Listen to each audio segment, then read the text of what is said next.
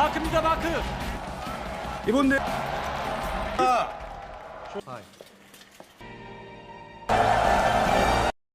Movie की शुरुआत में हम देखते हैं कि ये मूवी एक फॉर्मर कोरियन आर्म रेसलर की है जिसका नाम मार्क है, जो इस अमेरिका के क्लब में एक बाउंसर का काम करता है। और एक शाम को मार्क का पुराना साथी किम उसको आर्म रेसलिंग मैच के लिए बुलाता है। मार्क लड़ने में दिलचस्पी नहीं दिखाता, लेकिन किम हार नहीं मानता और उसको मना लेता है। फिर वो दोनों क्लब की दूसरी साइड चले जाते हैं, जहां देखते हैं कि लोग बैटिंग कर रहे हैं। जिस आदमी के साथ उसने लड़ना है उसने सारे अधिकार जीत लिए हैं और वो मार्क को दलित भी बना सकता है। कोई भी उस पर बैट नहीं लगाना चाहता, जो कि जिम के लिए फायदेमंद है। अब मैच शुरू होता है और मार्क ये प्रूव कर देता है कि उसको प्रोफेशनल आर्म रेसलर क्यों कहते हैं। मार्क का अपोनेंट अपना सारा जोर लगा लेता है, लेकिन मार्क का हाथ 1 इंच भी नहीं हिलता। बिना कोई कोशिश करे मार्क ये मैच आराम से जीत जाता है और किम को सारे पैसे मिल जाते हैं। लड़ाई तब शुरू होती है जब जो आदमी मैच हार गया था वो अपनी हार नहीं मानता। वो किम को मारता है, जिसकी वजह से मार्क और कुछ लोगों के बीच में लड़ाई हो जाती है और लड़ाई की वजह से मार्क को जॉब से निकाल दिया जाता है। एक हफ्ते बाद मार्क को ग्रोसरी स्टोर में सिक्योरिटी की जॉब मिल जाती है। मार्क एक सिंपल सी लाइफ जीना स्टार्ट करता है और वो अपनी लाइफ से बहुत ही खुश है, लेकिन कभी कभी उसको फैमिली की याद आती है। अब एक दिन मार्क को किम की कॉल आती है। वो मार्क को कोरिया आने के लिए कहता है और कहता है कि यहाँ एक आर्म रेसलिंग कंपटीशन है जो सियाउट में शुरू होने वाला है और जीतने वाले को इंटरनेशनल लेवल पर खेलने का मौका मिलेगा। मार्क काफी देर तक अपने पुराने मेडल्स को देखता है और अपनी जिंदगी का सबसे बड़ा रिस्क लेने के लिए तैयार हो जाता है। वैसे दोस्तों, जिंदगी में कुछ मोमेंट्स ऐसी आती हैं जहां पर हमें अपनी लाइफ में रिस्क लेना ही पड़ता है।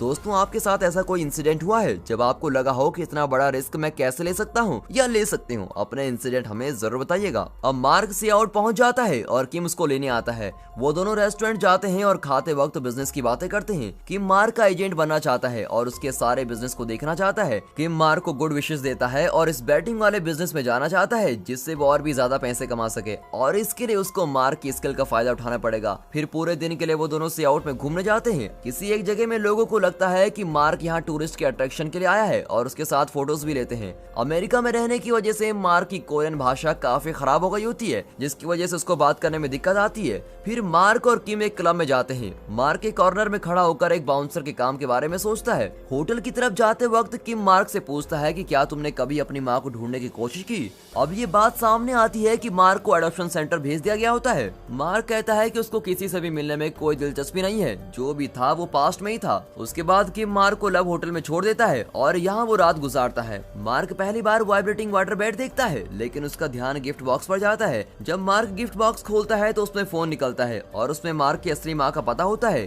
दूसरी तरफ दिखाते हैं कि किम मिलियनर लियोन शार्क, जिसका नाम यू है, मार्क को स्पॉन्सर करने के लिए कहता है। शुरुआत में जब किम यू के पास बिना परमिशन से उससे बात करने जाता है तो उसका उल्टा लटका दिया जाता है, लेकिन मार्क की वीडियो देखने के बाद वो मार्क को स्पॉन्सर करने के लिए मान जाता है।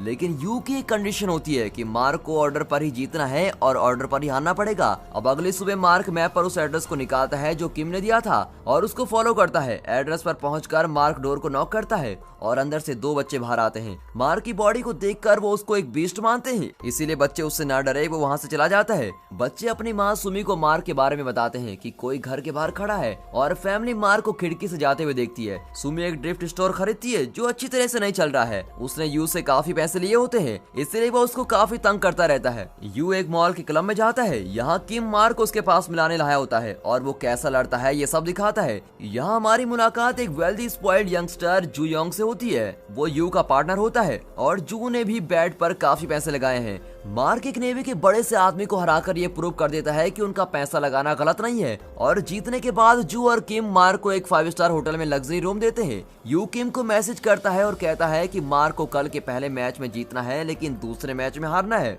अब किम डर जाता है क्योंकि मार्क इस बात के लिए नहीं मानेगा। किम और मार्क डिनर के लिए बाहर जाते हैं और वहाँ किम उसको सेकंड मैच में हारने की बात करता है। किम सरप्राइज हो जाता है क्योंकि मार्क बिना पैसे के हारने के लिए तैयार हो जाता है। अब अगली सुबह हम देखते हैं कि सुमी अपने बच्चों को स्कूल के लिए तैयार कर रही है। जू योंग को लगता है कि वो बड़ा इंसान फिर उनके घर के बाहर आएगा और सुमी को लगता है कि मार्क ही है जिसको वो दोनों बच्चों के बाद जानती है। सुमी कुछ पुरानी पिक्चर्स लेकर आती है और छोटे मार्क की उसकी माँ के साथ फोटो दिखाती है। बच्चे और मार्क फिर टकराते हैं। छोटा जी काफी एक्साइटेड होता है, लेकिन बड़ा जुयोंग धमकी देता है कि अगर मार्क उसे दोबारा दिखाई दिया तो वो पुलिस को फोन करेगा। अब अगले सीन में हम कोरिया के नंबर 1 आर्म रेसलर कोम्बो को देखते हैं। यू उसको शाम को क्लब में बुलाता है ताकि वो मार्क की स्किल्स को देख सके। यू किसी पर भी यूं ही बैट नहीं लगाना चाहता जब तक कि कोई प्रोफेशनल उसको ये ना बता दे कि मार्क भरोसेमंद है। अब शाम को सभी क्लब में इकट्ठे हो जाते हैं। मार्क का पहला मैच 7 फुट के आदमी से होता है और मार्क अपने ग्रेट एफर्ट्स के साथ जीत जाता है। अब सुमी भी ऑडियंस में होती है और मार्क को ब्रेक के टाइम देखती है। यू सुमी को टच करने की कोशिश करता है क्योंकि सुमी ने उससे काफी पैसे उधार लिए होते हैं, इसलिए वो सुमी को अपनी प्रॉपर्टी मानता है। मार्क ये सब देखता है और खुश नहीं होता। जब सेकंड मैच शुरू होता है तो मार्क यू को नीचा दिखाने के लिए जीत जाता है और यू जब अपने ओनरशिप पर जोर लगाता है तो उसको एक साइड में धकेल दिया जाता है। किम अपने माइंड पर कंट्रोल खो देता है और बॉस और मार्क को एक साथ मनाता है। अब उसको पता लग जाता है कि इस झगड़े के पीछे सुमी है। अब गुस्से में आकर किम सुमी के पास जाता है और उससे पूछता है कि तुम्हारा मार्क से क्या रिश्ता है। और उसी टाइम पर यू भी उधर आ जाता है और किम पर हमला कर देता है और मार्क बीच में आ जाता है और यू के सारे लोगों के साथ मार्क की लड़ाई स्टार्ट हो जाती है। लड़ाई के दौरान सुमी यू को लड़ाई रोकने के लिए कहती है। जब लड़ाई खत्म हो जाती है तो पुलिस मार्क और किम को अरेस्ट करके लेके जाती है। पुलिस मार्क को फ्री करने के लिए उससे उसकी आइडेंटिफिकेशन मांगती है, लेकिन मार्क का बैग और पासपोर्ट पहली फाइट में एक हो गया होता है। फिर पुलिस और मार्क के बीच में भी मैच होता है और मार्क ये प्रूव कर देता है कि वो एक आर्म रेसलर है, लेकिन फिर भी वो मार्क को बिना प्रॉपर आइडेंटिफिकेशन के जाने नहीं देते।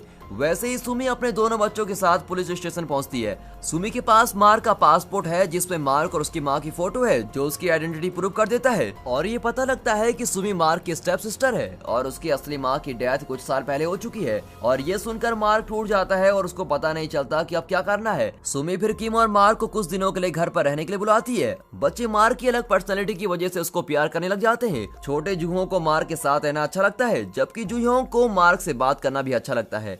अब हम देखते हैं कि घर के बाहर कुछ टीनेजर्स स्मोक कर रहे होते हैं। जब सुमी उनको जाने के लिए कहती है तो वो नहीं जाते, लेकिन जैसे ही मार्क उनको दिखाई देता है तो वो सुमी से माफी मांगते हैं और वहां से एकदम चले जाते हैं। अब अगले दिन यू के लोग सुमी से पैसे मांगने आते हैं और उसको धमकाते हैं। उसी वक्त मार्क अपनी सारी चीजों के साथ वहां से जाने का सोचता है क्योंकि वो उन पर भार नहीं बनना चाहता। वो थोड़ी दूर जाता है लेकिन ठग्स को देखकर उसको रियलाइज होता है कि उसको फैमिली के साथ रहना चाहिए। अब अगले कुछ दिनों के लिए वो एक साथ काफी मजा करते हैं। वो रेस्टोरेंट में खाना खाने जाते हैं, एक साथ खेलते हैं और एक हैप्पी फैमिली की तरह रहते हैं। लेकिन अब सुमी के लिए बिजनेस और दोनों बच्चों को संभालना मुश्किल हो गया होता है। उसका घर बिजनेस की वजह से तितर बितर हो जाता है। अब एक दिन सुमी घर वापस आती है और देखती है कि सारा घर बिल्कुल साफ सुथरा है और मार्क बच्चों की देखभाल भी कर रहा है, जिससे सुमी अपने बिजनेस पर फोकस कर सकती है। अब इस दौरान किम पैसों की वजह से परेशानी में होता है। जब किम मार्क को बच्चों के साथ देखता है तो अपने एक फ्रेंड को कॉल करता है जो ब्रॉडकास्टिंग का काम करता है। वो मार्क के ऊपर एक डॉक्यूमेंट्री बनाने का आइडिया बनाता है जिससे लोगों की सिंपैथी मिले और पैसे भी। मार्क उलझन में होता है लेकिन ये करने के लिए मान जाता है। अब अगले सीन में हम देखते हैं कि मार्क और फैमिली बाहर घूमने के लिए जाते हैं और यहाँ वो कोरिया के रेसलर चैंपियन कोम्बो से मिलते हैं जो चैरिटी के लिए लड़ रहा है। मार्क उसको चैलेंज करता है और जीत भी जाता है और सबको बिल्कुल हैरान कर देता है। थोड़े हफ्तों बाद मार्क की कहानी, उसकी रेसलिंग की स्ट्रगल की कहानी एक डॉक्यूमेंट्री बन जाती है और टेलीविजन पर शो शुरू हो जाता है। वो शो एकदम पॉपुलर हो जाता है और उसको काफी पैसे मिलते हैं। बच्चे मार्क की ओर ज्यादा करीब आने लगते हैं। अब एक दिन जब वो स्कूल जा रहे होते हैं तो वो एक औरत से मिलते हैं जिसका बुरा मुंह होता है। जूही कहता है कि उसके अंकल चैंपियन है और मार्क से प्रॉमिस लेते हैं कि उसके लिए नेशनल चैंपियन जीतेगा। अब इस सीन में हम देखते हैं कि किम के पापा काफी बूढ़े हो चुके हैं लेकिन वो जीने के लिए अभी भी काम करते हैं और यही वजह है कि किम ज्यादा से ज्यादा पैसा कमाना चाहता है ताकि वो अपने पापा को फ्री कर सके। जब मार्क घर आता है तो जू योंग मार्क को बुलाता है और उसको इमेज दिखाता है जो उसकी माँ हर रोज लिखती थी। मार्क को पता चलता है कि उसकी माँ का सबसे बड़ा पछतावा मार्क को अडॉप्शन सेंटर भेजना था। उसने अपनी पूरी जिंदगी बहुत सारे ईमेल्स भेजे थे लेकिन वो आईडी मार्क की नहीं थी। ईमेल्स में मार्क की माँ ने यही लिखा हुआ है कि जब वो साथ था तब उसकी जिंदगी बहुत मुश्किलों में गुजरी थी। वो उसको खाना भी नहीं दे सकती थी और वो उसको अच्छी जिंदगी देना चाहती थी, इसलिए उसने मार्क को अडॉप्शन सेंटर के लिए भेज दिया। अपनी जिंदगी के आखिरी पलों में भी वो मार्क से मिलना चाहती थी और माफी मांगना चाहती थी और मार्क को यह भी पता चल जाता है कि सुमी उसकी स्टेप सिस्टर नहीं है। मार्क की माँ उसको अपने साथ लेके आई थी जब सुमी छोटी थी और उसके पेरेंट्स की डेथ हो चुकी थी और ये सब जानकर मार्क को सुमी पर गुस्सा आता है क्योंकि आज तक उसने उसको सच नहीं बताया था। इस सीन में हम देखते हैं कि पूरी फैमिली मार्क की माँ की कब्र पर जा रही है और जाते वक्त मार्क सुमी को बाहर बुलाता है और उससे पूछता है कि उसने झूठ क्यों बोला। आगे हम देखते हैं कि मार्क उनको छोड़कर अमेरिका वापस जाने का डिसाइड करता है और किम उसको रोकने की कोशिश करता है क्योंकि उसने अभी तक टूर्नामेंट में पार्ट नहीं लिया होता